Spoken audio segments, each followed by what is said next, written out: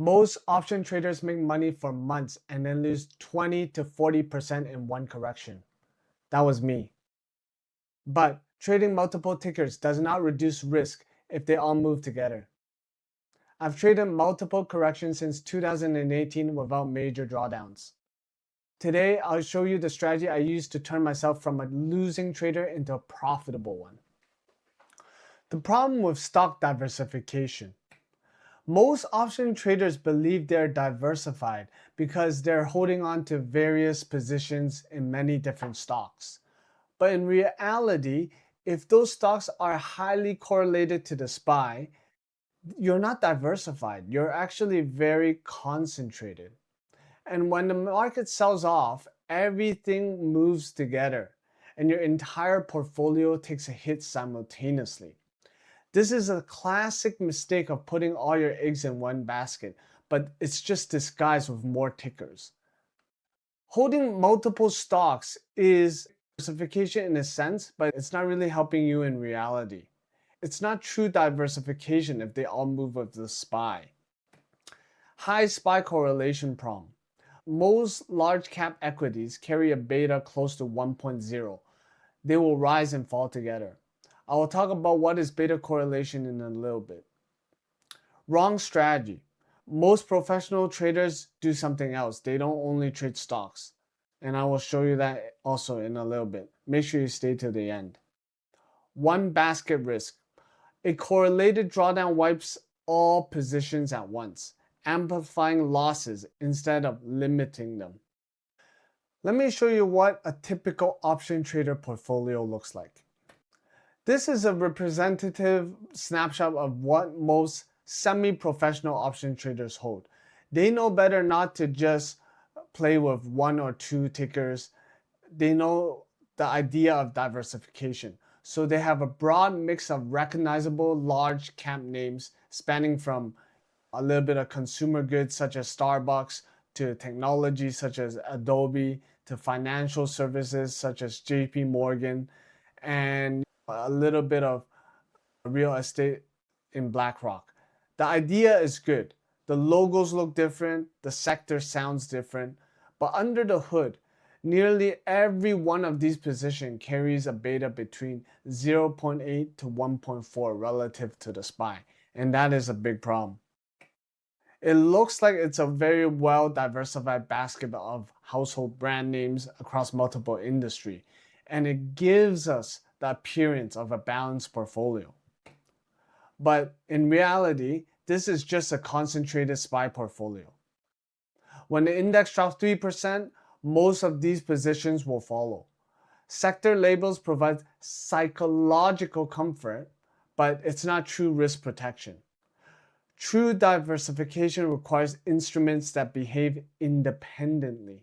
If you traders were trading during the COVID era, you guys will remember something that looked like this on FinWiz. When the SPY was crashing during March 2020, all sectors and almost all the stocks in all sectors were red because they're highly correlated to the SPY. It doesn't matter if you had your diversification in all 500 stocks, your whole portfolio would have went red regardless, except for a few green stocks. Now, you would say if I had a bit in technology and a bit in consumer services, some in healthcare, some in industrial good, you would feel like you were diversified. But as you can see in this picture, you would have also got crushed regardless of what sector you had positions in. So that is the problem with trading equities only. So how can we fix this? The solution is pretty straightforward, but it requires a shift of how you think about portfolio construction. Okay. True diversification means selecting instruments whose price drivers are fundamentally different. So not all the position can be damaged by the same macro event at the same time. The first thing we need to do is we need to trade across uncorrelated asset classes. Some examples would be trade some bonds, trade some metals such as gold or silver, a little bit of energy such as oil or natural gas, a little bit of currencies such as forex pairs, such as the Aussie dollar, Japanese yen, and even commodities. The idea is to not only trade equities. Each asset class responds to different economic forces. This will help us reduce large drawdowns. When one position bleeds, another should be flat or even profitable. This structural hedge limits big losses and smooths out the equity curve over time. You should always make this a core risk management pillar. Correlation management is not optional for professional traders. It should be embedded into every portfolio construction decision, in every single trade, and it should not be treated as an afterthought. It should be done before you put on a trade. This is part of your risk management.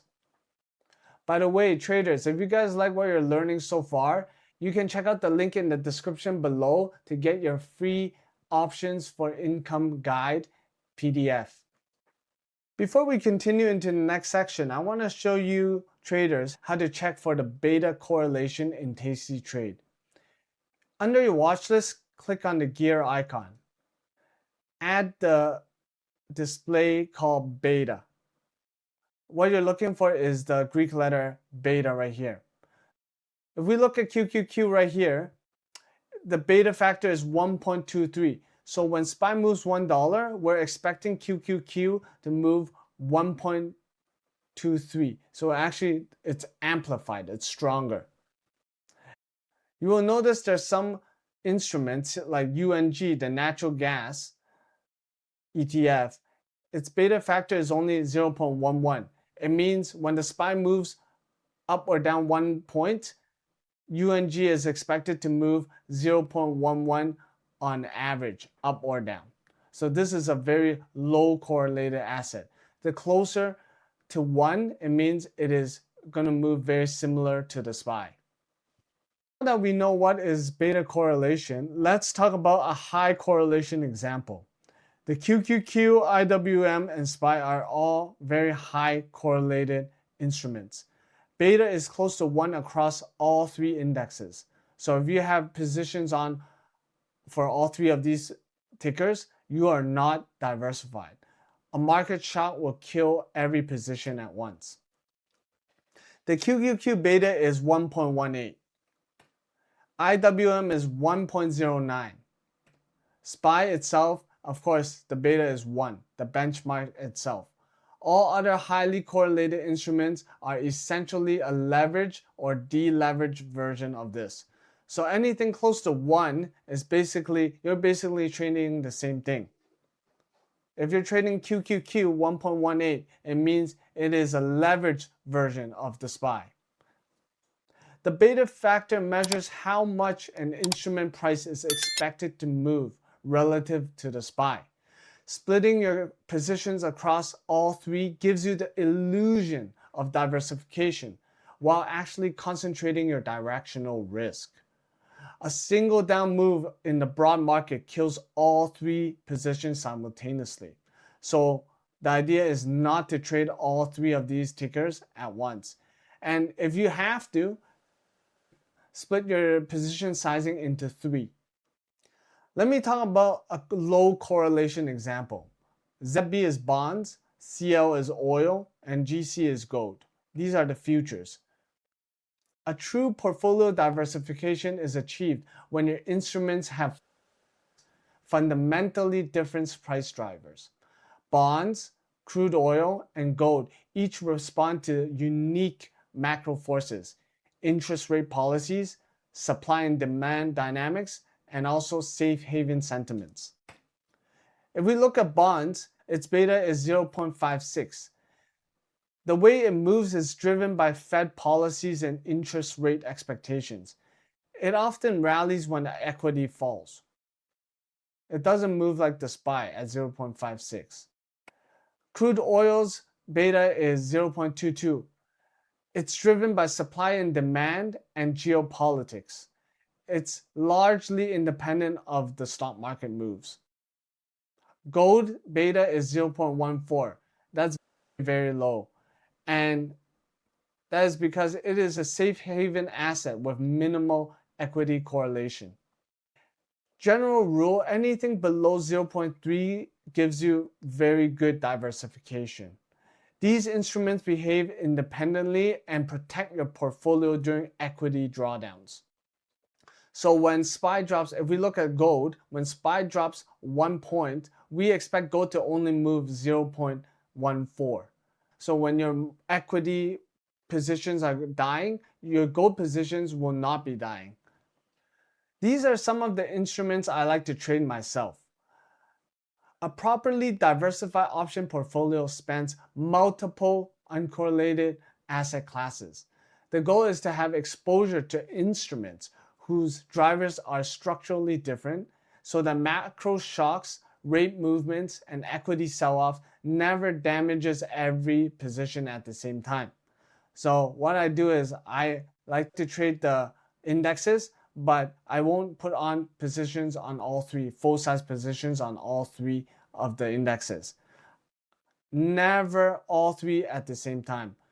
You choose one of them, or if you really want to do all three, split your position sizing into a third. Bonds. I really like bonds because it moves so different from the market. It's a natural hedge to equity risk. It responds to rate policy and not market sentiment. I always have a position in the metals, gold, silver, or copper. Each is driven by different demand factors. Low SPY correlation across the board.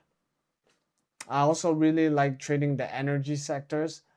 I like the crude oil a lot, especially nowadays there's a war going on. The premiums are very high. The IV, the implied volatility is high. A lot of rich premium and a lot of movement for us to trade. Supply and demand and geopolitics drives the price action mainly. Structurally independent from equities. Another thing I really like to trade is the Forex futures. The euros, the Aussie dollar, Japanese yen, and the British pounds provide currency exposure with distinct macro drivers.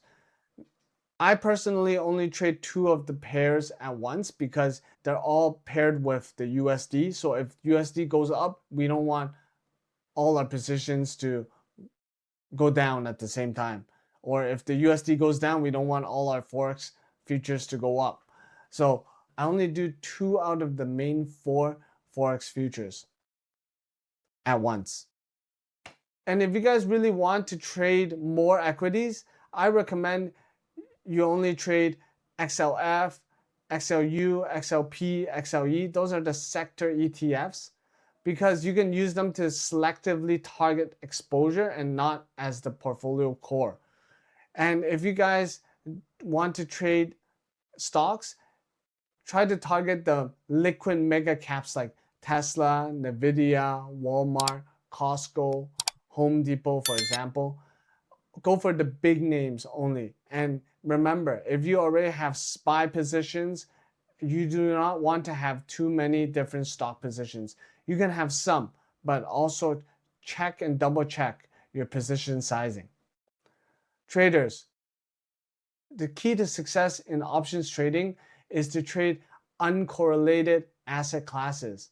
Do not just trade the SPY or QQQ or IWM or just stocks alone. That is not diversification. Split them up. Try metals. Take a look at that. Try bonds. Try oil. Try the Forex pairs. It will save you when a market crash comes. Traders, trade small, trade safe.